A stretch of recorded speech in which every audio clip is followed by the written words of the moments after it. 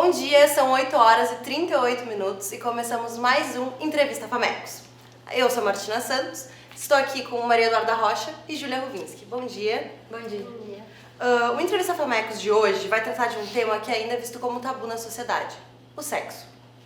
Para conversar sobre o assunto, estamos com a psicóloga e terapeuta sexual Aline Garzier. Formada pela Universidade de Caxias do Sul, possui pós-graduação em gestão empresarial e atua nas áreas de sexualidade, relacionamentos, assédio sexual e segurança psicológica. Bom dia, Aline. Bom dia, tudo bem? Tudo bem? Para iniciar o nosso primeiro bloco de perguntas, passo a palavra para a repórter Maria Eduarda. Bom dia, Aline, é um prazer te ter aqui. E a gente quer começar essa nossa conversa falando exatamente do assunto principal, que é o sexo. Ainda é visto, infelizmente, como um tabu na sociedade. A gente até discutiu sobre como algumas religiões também veem como um pecado a busca pelo prazer, as relações sexuais, e a gente até chegou a pesquisar sobre como, na verdade, o sexo faz bem para a saúde, tanto emocionalmente quanto fisicamente. A gente achou até que tem vantagens no sistema cardiovascular, imunidade e na redução de ansiedade e depressão. Então, considerando esse contexto, de que forma é possível tratar essa temática com naturalidade e quebrando esse tabu que foi criado socialmente? Ok, prazer estar aqui com vocês hoje. Eu acho que uma das primeiras questões que a gente tem que separar é que sexo em si, ele distingue machos de fêmeas, ou visto como uma prática, eu vou fazer sexo, né? O que nós, enquanto terapeutas, trabalhamos é sobre sexualidade, que envolve as emoções, que envolve a criatividade, que envolve o apego, que envolve o afeto, que é um contexto macro, né? E que o sexo, enquanto prática, então nós estamos falando de sexo anal, sexo vaginal, sexo oral, está incluso dentro dessas práticas. Então, sim, isso que tu trazes é relevante, ainda é um tabu, não apenas em algumas religiões, mas na sociedade como um todo. Isso porque nós não fomos educados sexualmente.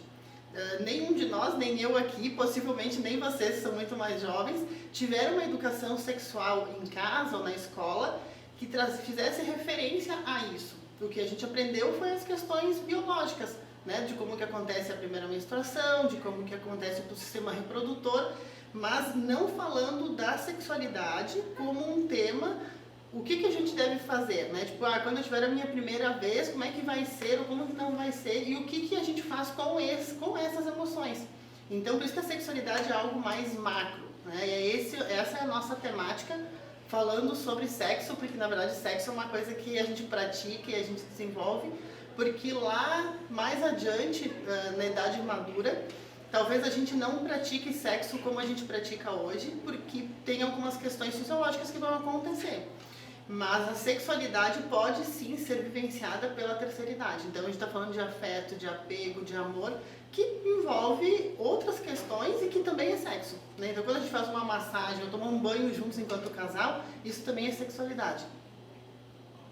Isso que tu falou da questão da sexualidade, de a gente não ser ensinado, uma pesquisa feita pela Unifesp, Universidade Federal de São Paulo, ouviu 1.500 mulheres entre 16 a 25 anos das 5 capitais aqui do Brasil.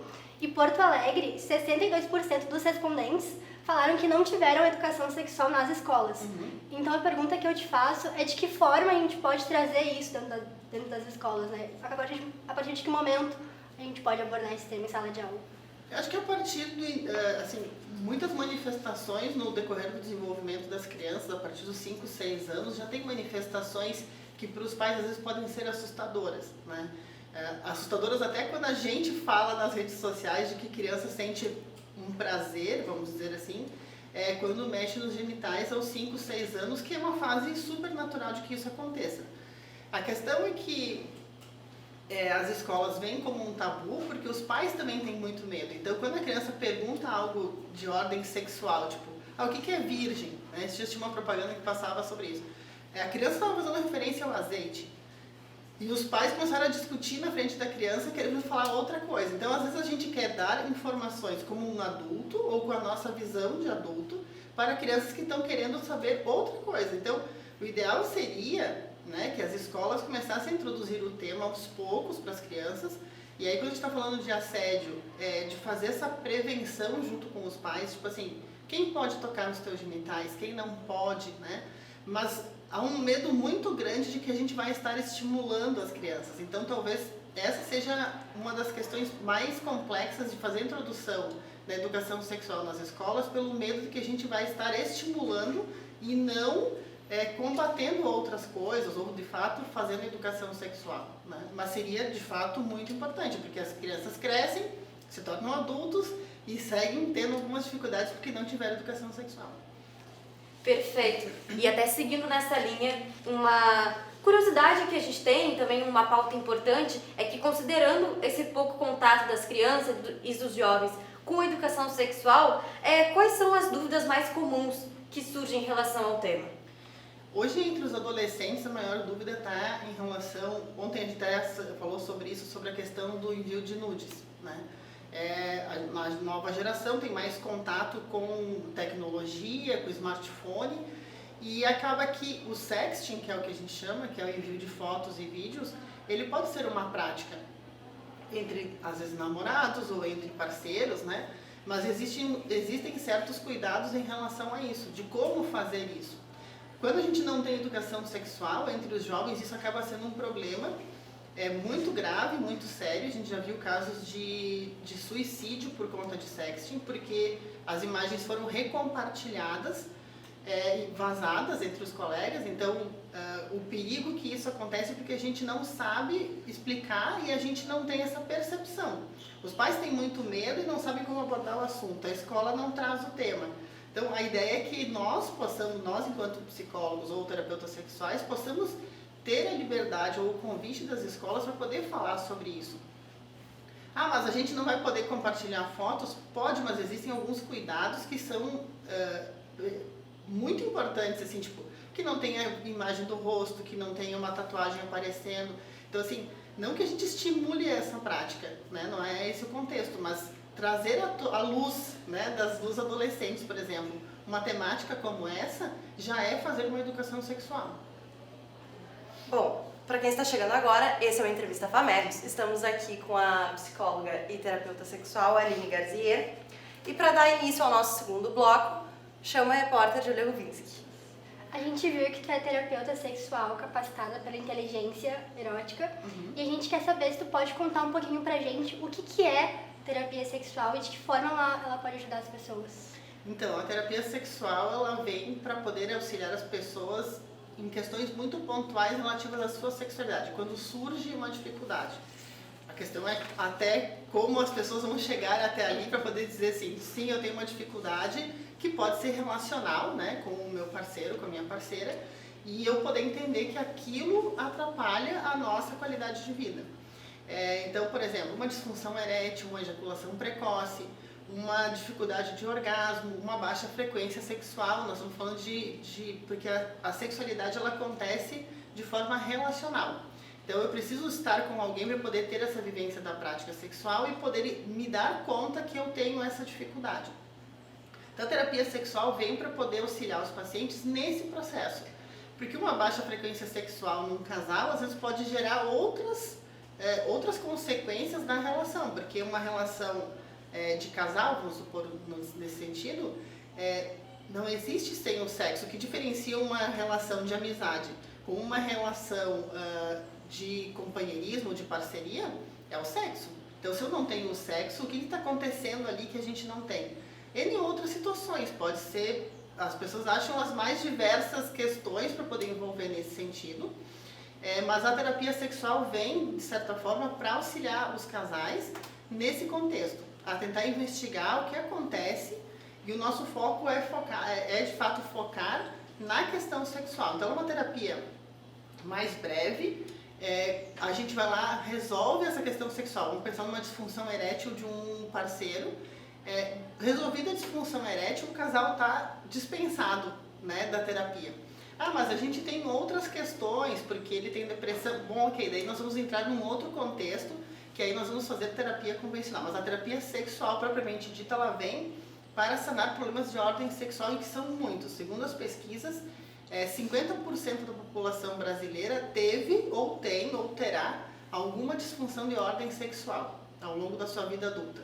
Então, o volume é muito grande de pessoas, obviamente que ainda é muito tabu eu procurar auxílio para resolver uma questão sexual, né? Então, quando eles vêm, às vezes eles vêm com um certo receio, e não importa nem classe social, nem idade, porque as pessoas vêm de qualquer lugar, as pessoas nos encontram e vêm procurar ajuda quando de fato está impactando muito na vida dela. Ela não consegue, às vezes, nem exercer outras atividades ou outros papéis, às vezes até no trabalho, por conta da sexualidade que não está resolvida. Sim, Aline. E além dessas questões, a gente vê que a questão do abuso é algo que infelizmente ainda acontece muito na nossa sociedade e que é cheio de consequências tanto para as mulheres quanto para os homens que podem vir a sofrer isso. E na última semana a gente teve 2 casos que chocaram o país, né? O primeiro foi uma menina de 11 anos que teve o acesso ao aborto vetado depois de uma série de questões que ela conseguiu esse acesso, e agora surgiu a atriz Clara Castanho, que acabou tendo a intimidade exposta, então acabou tendo que expor que sofreu um estupro e acabou seguindo com a gravidez mesmo não desejada e seguindo com a adoção. E como a terapia sexual pode auxiliar depois na recuperação dessas mulheres emocionalmente, fisicamente, depois de ter passado por uma situação de abuso? É muito doloroso, assim, o processo, até a pessoa conseguir vir procurar ajuda, porque às vezes eles vão vir, enquanto casais mesmo, sem que o parceiro às vezes saiba que a pessoa tenha passado por uma situação de violência sexual ou de abuso sexual, né? Nós até chamamos de ofensa sexual porque abuso é tudo aquilo que a gente pode fazer um uso excessivo. Então eu posso abusar da bebida, da comida, então a gente fala de ofensa sexual porque eu fui ofendida. As pessoas às vezes atravessam uma vida toda com essa informação registrada. Às vezes ela tem uma sensação de falsas memórias, porque ela não tem certeza se aquilo aconteceu. E muitas vezes os familiares não sabem, né?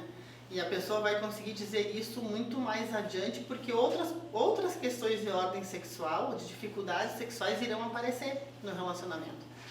Fruto dessa consequência do abuso sexual, da ofensa sexual. Então, é um processo que é demorado, porque a gente tem que ser muito acolhedor, né, com essa dor dessa pessoa, até ela conseguir às vezes fazer a própria revelação para o seu parceiro, de que, olha, eu não estava conseguindo ter relações por essa questão, e poder tratar isso com muita amorosidade, assim, porque essa pessoa lá, naquele momento, e normalmente na infância ou na adolescência, não foi ouvida, não foi acolhida. Às vezes ela até tentou contar para alguém e a pessoa não deu ouvidos, assim. Então a gente sempre fala que existe o abusador, o abusado e o negligente. Alguém viu, alguém percebeu, alguém suspeitou e ninguém fez nada em relação a isso. E quando sim, de fato acontece, e nesse caso Santa Catarina que eu acompanhei mais de perto, o ideal é afastar dessa pessoa que às vezes está dentro de casa. O que é mais surpreendente é que normalmente essas pessoas estão no meio intrafamiliar, né? Então, afastar a criança ou adolescente dessa pessoa vai ser a melhor condição que a gente vai ter. Bom, infelizmente nosso tempo está acabando. Muito obrigada, Aline. Tenho certeza que todo mundo que te ouviu aprendeu alguma coisa hoje sobre esse assunto tão importante. Para finalizar, eu queria que tu passasse para o pessoal as tuas redes, como faz para marcar uma consulta contigo. Fica bem à vontade. Muito bem. Eu estou nas redes sociais como alinegarziera.psi, né? O meu telefone de contato é 51996881239. E, obviamente, vai ser muito bom, né? Foi muito bom estar aqui com vocês. Obrigada pelo convite, porque acho que as pessoas cada vez mais vão tendo curiosidades a respeito, e elas podem entrar em contato comigo pelo direct ou por mensagem, que eu respondo sempre que possível, já na medida do possível vou respondendo, porque a gente só tem que lembrar que sexualidade é um dos pilares da qualidade de vida pela Organização Mundial da Saúde. Então, assim como a gente valoriza o trabalho, o lazer e a família, a sexualidade, ela é importante. Então, gente, cuidem-se, né? Se previnam em relação a uma série de questões, né? Inclusive ISTs, mas que a gente possa vivenciar a sexualidade de uma forma mais plena, mais segura e mais proveitosa realmente, né? Dentro daquilo que a gente consegue. Perfeito, muito obrigada mais uma vez, Aline. Muito obrigada, gurias. Sempre um prazer estar com vocês. E o Entrevista Famex vai ficando por aqui. Lembrando que é um projeto produzido pela Escola de Comunicação, Arte e Design da PUC-RS. E o Entrevista Famex acontece toda segunda-feira, às 8h30 da manhã, Te vejo semana que vem.